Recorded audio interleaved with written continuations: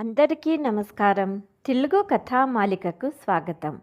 మొదటిసారి నా ఛానల్ చూస్తున్న వాళ్ళు తప్పకుండా సబ్స్క్రైబ్ చేసుకోండి. ఈనాటి మన కథ సహించని అవమానం. వంటగదిలో జ్వరంతో బాధపడుతూ కూడా పని చేస్తున్న భార్య సుగుణని చూస్తుంటే మారుతీరావు గారి గుండె తరుక్కుపోతుంది. కొద్దిసేపటి క్రితం కొడుకు కఠినంగా మాట్లాడిన ఒక్కొక్క మాట ఇప్పటికీ అతని చెవుల్లో ధ్వనిస్తున్నాయి. తండ్రి ఆరోగ్యంగా ఉండి ఉద్యోగం చేస్తున్నప్పుడు నెల నెల జీతం తెచ్చేవాడు, ఇంటిని నడిపేవాడు. అప్పుడు తండ్రి అడగక మునిపే తల్లి తండ్రి చెప్పిన ప్రతి పని చేసి పెట్టేవాడు కొడుకు నరేష్. అందుకే కొడుకు తన మాటను బాగా వింటాడనే భరోసా ఉండేది తండ్రికి. కానీ కొద్ది నెలల క్రితం మారుతీరావు గారికి గుండెకు సర్జరీ జరగటంతో ఇప్పుడు ఇంట్లో ఉంటూ రెస్ట్ తీసుకుంటున్నారు. జ్వరంతో బాధపడుతున్న భార్య సుగుణకు కావలసిన మందులు తీసుకురమ్మని అడిగారు. నాన్న, మీది గుండెకు సంబంధించిన మందులు, ఎక్కువ రేటు ఉంటాయి. అమ్మకు మందులు కావాలి అంటే నా వద్ద అంత డబ్బులు లేవు. 5 రోజులు ఆగితే మీ పెన్షన్ వస్తుంది, ఆ డబ్బుతో తెచ్చి పెడతాను అన్నాడు కొడుకు. ఇక 5 రోజులు మందులు వేసుకోకున్నా ఏమీ చావరులేండి అన్నాడు కోపంగా. ఇంతలో తల్లి బయటికి వచ్చింది. ఏమన్నావు అని అడిగింది. నేనేమన్నానమ్మా అన్నాడు కొడుకు. ఇలా అందరి సంభాషణ జరుగుతూనే ఉంది. అంతలో కోడలు కావ్య తన కొడుకుతో గది నుండి బయటకు వచ్చింది. ఇక బయలుదేరదామా? సినిమా మొదటి నుండి చూస్తూనే బాగుంటుంది అన్నది. సరే అంటూ, అమ్మా, మేము రాత్రి డిన్నర్ కూడా బయటే తినేస్తాము అన్నాడు తల్లితో. కొడుకుని ఎత్తుకొని ఆడిస్తూ నరేష్ బయటకు వెళ్ళి బండిపైన కొడుకును కూర్చోబెట్టాడు. భార్య కూడా బండిపైన కూర్చున్నాక ముగ్గురు వీకెండ్ ఎంజాయ్ చేయడానికి కొడుకు మాట్లాడిన మాటలు మారుతి గారు సుగుణ గారు జీర్ణించుకోలేకపోతున్నారు. తల్లి తండ్రితో ఇలా మాట్లాడింది మన కొడుకేనా అనుకున్నారు ఇద్దరు. రోజులాగే అత్తగారు జ్వరంతో బాధపడుతున్నా కోడలు ఏమీ వండకున్నానే వెళ్ళిపోయింది. సుగుణ తనకు తన భర్తకు రాత్రికి వండుతోంది. చిన్నతనంలో సురేష్కు ఎప్పుడైనా జ్వరం వచ్చినప్పుడు తన కోసం మందులు తీసుకురావటానికి చాలా దూరం నడుస్తూ వెళ్ళి మందులు తెచ్చేవారు నరేష్ తండ్రి. కొడుకు జ్వరం తగ్గేదాకా నిద్ర పట్టేది కాదు ఇద్దరికీ అనుకుంటూ వంట చేస్తున్న సుగుణ ఆలోచిస్తోంది. ఈరోజు కొడుకు సినిమాకు వెళ్ళటానికి డబ్బులు ఉన్నాయి, కానీ తల్లి తండ్రికి మందులు తీసుకురావటానికి డబ్బులు లేవు అనుకుంటూ వంట పూర్తి చేసి తనకు తన భర్త కోసం తినడానికి భోజనం తీసుకుని వచ్చింది. మారుతి గారు గదిలో విచారంగా కూర్చోవటం గమనించింది సుగుణ. ఏమండి, దిగులు పడకండి, రేపు బ్యాంకుకు వెళ్ళి డబ్బు తెస్తాను, అలాగే మీ మందులు కూడా తీసుకుని వస్తాను అన్నది భర్తతో. నా దగ్గర కొంచెం డబ్బు ఉంది సుగుణ, నేనే రేపు వెళ్ళి మందులు తెస్తాను. నేను ఆలోచించేది మన కొడుకు ఎందుకు ఇలా మారిపోయాడా అని. అసలే మీకు ఆరోగ్యం బాలేదు, ఎక్కువగా ఆలోచించకండి అంటూ ఇద్దరూ భోజనం చేశారు. మారుతి గారు మరియు సుగుణలకు ఒక కొడుకు నరేష్ మరియు ఒక కూతురు అను ఉన్నారు. కావ్యతో కొడుకు పెళ్ళయ్యింది, కూతురికి కూడా పెళ్ళయ్యింది. కొడుకుకి మల్టీనేషనల్ కంపెనీలో ఉద్యోగం వచ్చినప్పుడు తల్లి తండ్రి చాలా సంతోషపడ్డారు. కొడుకుకి ఉద్యోగం వచ్చాక పెళ్లి చేసుకోమని ఒక మంచి అమ్మాయిని వెతుకుతామన్నారు తల్లి తండ్రి.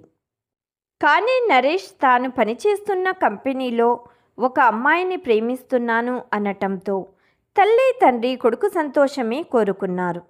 2 నెలల్లో నరేష్ కావ్యల పెళ్లి చేశారు. పెళ్ళైన వారం తర్వాత కొడుకు కోడలు హనీమూన్కి వెళ్ళారు. తిరిగి వస్తూ కావ్య చాలా గిఫ్ట్స్ తీసుకొచ్చింది. కానీ అత్తగారింటి వాళ్ళ కోసం కాదు, అన్నీ అమ్మగారింటి వాళ్ళ కోసమే తెచ్చింది. దీనివల్ల మారుతి గారు మరియు సుగుణ గారికి మనసుకు కొంచెం బాధగానే అనిపించింది. మేము కూడా ఇప్పుడు తన ఇంటి సభ్యులమే కదా అనుకున్నారు. కానీ కొత్తగా పెళ్ళయింది, రాను రాను తెలుసుకుంటుంది అనుకున్నారు. ఆ మరుసటి రోజు కొడుకు కోడలు ఆఫీస్కు వెళ్ళటం మొదలుపెట్టారు. సుగుణ రోజు వారి కోసం టిఫిన్, లంచ్ బాక్సులు తయారు చేసేది. నరేష్, కావ్య ఇద్దరూ ఒకేసారి ఆఫీస్కు బయలుదేరి వెళ్ళిపోయేవారు. కొన్ని రోజులు ఇలాగే జరిగింది. తర్వాత సుగుణకు అర్థమయ్యింది, కొన్ని రోజులు తన కోడలికి అత్తగారితో కలిసి పనిచేయటానికి, అత్తగారితో మాట్లాడటానికి ఇష్టం లేదని. రోజు భర్తతోనే కలిసి ఉదయం ఆఫీస్కు వెళ్ళేది, ఇంటికి తిరిగి వచ్చేది. కానీ సరాసరి తన గదిలోకి వెళ్ళిపోయేది. తల్లికి లేదా స్నేహితులకు ఫోన్ చేసి మాట్లాడేది, ఆఫీస్ విషయాలు చెప్పేది. కానీ అత్తగారితో మాట్లాడేది కాదు. కొడుకు కోడలు కోసం డిన్నర్ కూడా ప్రిపేర్ చేసేది. కేవలం తినటానికి గది నుండి బయటకు వచ్చేది. భోజనం చేసిన తర్వాత గదికి వెళ్ళిపోయేది. అస్సలు అత్తగారితో మామగారితో మాట్లాడేది కాదు. మొదట్లో కొత్త ఇల్లు, కొత్త వాతావరణం తెలుసుకుంటుందిలే అనుకున్నారు. కానీ పెళ్ళైన 1 సంవత్సరం తర్వాత కొడుకు పుట్టాడు. అయినా కోడలు అలాగే ప్రవర్తించేది. ఎప్పుడైనా ఆడపడుచు ఇంటికి వచ్చినా కావ్య అలాగే ప్రవర్తించేది.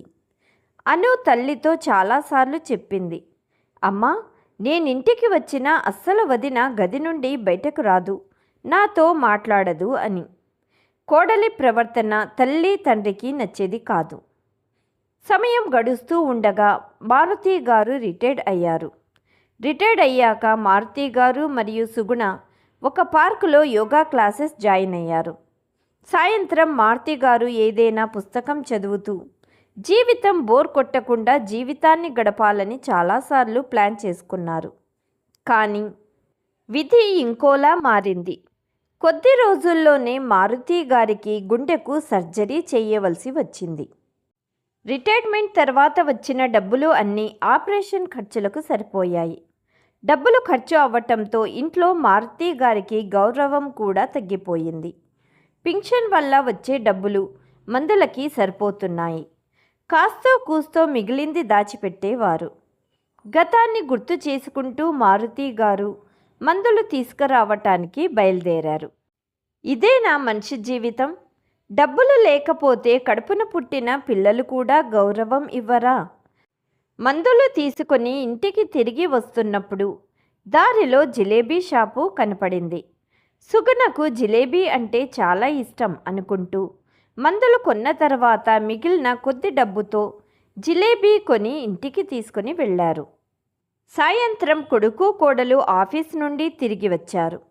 తల్లి తండ్రి జిలేబీ తినటం చూసిన కొడుకు, నా ముందేమో ఆరోగ్యం బాగాలేదని డ్రామా చేస్తారు, మరి ఈ జిలేబీ ఎందుకు తింటున్నారు?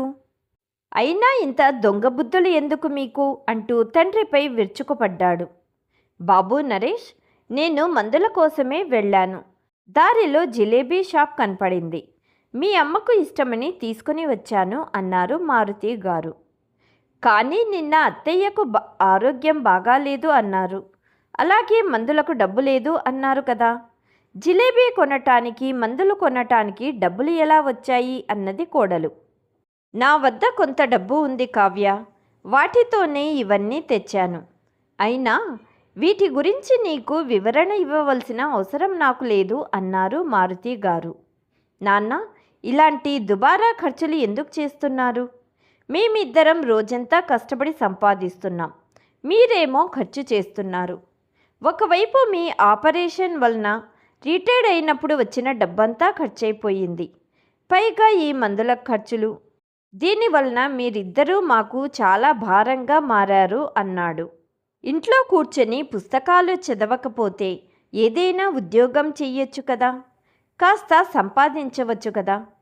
చేతులు కాళ్ళు బాగున్నంత వరకు పనికిరాని వస్తువులా ఇంట్లో ఇలా పడుండటం దేనికి అంది కోడలు.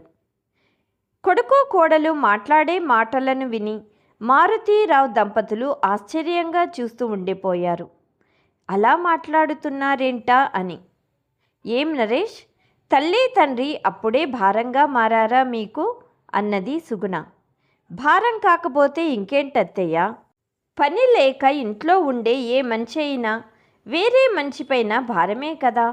బయటికి వెళ్ళి కావలసిన వస్తువులు కొన్నప్పుడు ఉద్యోగం ఎందుకు చేయలేరు మామయ్య అడిగింది కోడలు. కోడలి నుండి ఇంత అవమానకరమైన మాటలను వింటున్న మారుతి గారికి ముళ్ళ మీద నిలబడ్డట్టుగా ఉంది. కొడుకు వైపు చూశాడు. భార్య మాటలతో ఏకీభవిస్తున్నట్టు నిలబడ్డాడు కొడుకు. ఏ వ్యక్తి అయితే ఇన్నాళ్ళు కుటుంబాన్ని పోషించాడో, పిల్లలకు ఎటువంటి లోటు లేకుండా భవిష్యత్తును తీర్చిదిద్దారో, అలాంటి మనిషిని కొడుకు కోడలు ఇంతగా అవమానిస్తూ ఉన్నారు అనుకుంటూ సుగుణ కన్నీళ్లతో గదికి వెళ్ళటానికి వెనక్కు తిరిగింది. అప్పుడే ఇంటి గుమ్మం వద్ద తన అన్నయ్య మరియు వదిన నిలబడి ఉన్నారు. వాళ్ల మొహాలు చూస్తేనే అర్థమయ్యింది ఇప్పటిదాకా ఇంట్లో జరిగిన గొడవ వాళ్ళంతా విన్నారని. అన్నయ్యను చూసిన సుగుణకు కన్నీళ్లు ఆగలేదు. ఆ రోజు రాత్రి వాళ్ళు ఇంట్లోనే ఉన్నారు. ఉదయం నరేష్, కావ్య ఆఫీస్కు వెళ్ళిపోయారు. ఇన్ని అవమానాలు ఎదుర్కొంటూ ఇంకా ఈ ఇంట్లో ఉండలేము అన్నది సుగుణ. సుగుణ, కాస్త ప్రశాంతంగా ఉండమ్మా అన్నాడు తన అన్నయ్య. సుగుణ, ఇల్లు బావగారి కష్టార్జితంతో కట్టుకున్నది. ఈ ఇంటిని వదిలేసి ఎక్కడికి వెళ్ళిపోతారు? నిజంగా వెళ్ళదలిసి వస్తే అది నీ కొడుకు కోడలు వెళ్ళాలి అన్నాడు సుగుణ అన్నయ్య. తన అన్నయ్య మాటలు చాలా ధైర్యాన్ని ఇచ్చాయి మారుతి దంపతులకు. సుగుణ అన్నయ్య వదిన సాయంత్రం దాకా ఉండి వెళ్ళిపోయారు. వెళ్ళాక ఇంట్లో నిశ్శబ్ద వాతావరణం. రోజులు అలాగే గడుస్తున్నాయి. తండ్రిని ఇన్ని మాటలని కూడా కొంచెం కూడా సిగ్గు లేకుండా తల్లి చేత వండిన టిఫిన్ లంచ్ తినేవారు కొడుకు కోడలు. సంఘటన జరిగిన తర్వాత మారుతి గారు ఇంట్లో మౌనంగా ఉండేవారు. ఏం ఆలోచిస్తున్నారో ఎవరికీ అర్థం కావటం లేదు. రోజూ ఉదయం ఇంటి నుండి వెళ్ళేవారు, సాయంత్రానికి తిరిగి చేరుకునేవారు. సుగుణ అడిగినా కూడా సమయం వచ్చినప్పుడు సమాధానం చెబుతా అంటూ అనేవారు. ఒకరోజు ఇంట్లో మారుతి గారు చిన్న పార్టీ అరేంజ్ చేశారు. చాలా దగ్గర స్నేహితులను పిలిచారు. చాలా రోజుల తర్వాత ఇంట్లో సంతోష వాతావరణం నెలకొంది. సాయంత్రం ఆఫీస్ నుంచి వచ్చిన కొడుకు కోడలు ఇంట్లో ఇంతమందిని చూసి ఆశ్చర్యపోయారు. నాన్న, ఎందుకు పార్టీ ఇస్తున్నారు? స్నేహితులందరినీ పిలిచారు, ఎందుకు అడిగాడు నరేష్ తండ్రిని. అంత తొందర ఎందుకు? ఇంకొద్దిసేపట్లో నీకే తెలుస్తుంది అన్నారు మారుతి గారు. అంతలో ఒక స్నేహితుడు, ఇప్పటికైనా పార్టీ ఎందుకు ఇస్తున్నావో చెప్పు మారుతి అని అడిగారు. ఈరోజు చాలా సంతోషకరమైన రోజు. మీరు ఊహించి ఉండరు.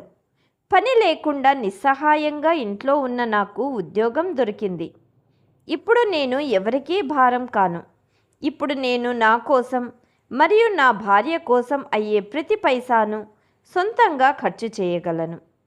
ఇంట్లో పడి ఉన్న పనికిరాని ముసలివాడినని చెప్పే ధైర్యం ఎవరికీ లేదు. ఇలా చెబుతున్నప్పుడు కొడుకు కోడలు వంక చూశారు మారుతి గారు. నా బాల్యం మిత్రుడు గిరిధర్ వలన నాకు ఉద్యోగం వచ్చింది. స్నేహితుడి వైపు చూపించి చెప్పారు గిరిధర్. గిరిధర్ తన ఆఫీస్లో నాకు అకౌంటెంట్ ఉద్యోగం ఇచ్చారు. జీతం కూడా ఎక్కువే. అందుకే పార్టీ ఇస్తున్నాను అన్నారు మారుతి గారు. కంగ్రాచ్యులేషన్ మారుతి అంటూ అందరూ డిన్నర్ చేశారు. అందరూ భోజనాలు చేసి వెళ్ళిపోయాక కొడుకు కోడల్ని పిలిచి, బాబు నరేష్, ఈరోజు నువ్వు ఒక స్థాయిలో ఉన్నావంటే దానికి కారణం నీ తల్లి తండ్రి త్యాగమే. ఒక విషయం మర్చిపోయావు. నేను రిటైర్డ్ అయ్యే వరకు ఇల్లు నా జీతంతోనే గడిచేది. మీరిద్దరూ మీ జీతాలను దాచుకునేవారు కాదు, ఒక్క పైసా కూడా ఇంటికి వాడేవాళ్ళు కాదు. ఈరోజు మందుల కోసం నీ డబ్బు ఖర్చు చేయవలసి వస్తే ఎన్ని అవమానకరమైన మాటలు మాట్లాడారు. ఇక నీకు ఇప్పుడు మా అవసరం లేకపోవచ్చు, కానీ మా ఇద్దరికీ ఒకరి అవసరం ఇంకొకరికి చాలా ఉంది. నరేష్, మీ ఇద్దరికీ 10 రోజుల గడువు ఇస్తున్నాను. ఇక నేను కష్టార్జితంతో కట్టుకున్న నా ఇంట్లో ఇష్టం వచ్చినట్లు ఉండాలనుకుంటున్నాను. నేను పనికిరాని వాడిని అని అవమానించిన వారిని నేను నా ఇంట్లో అస్సలు సహించను. ఇక నేను అవమానాలను సహించను అని కోపంగా అన్నారు. తండ్రి మాట విన్న నరేష్, కావ్య నోర్లు తెరిచేశారు.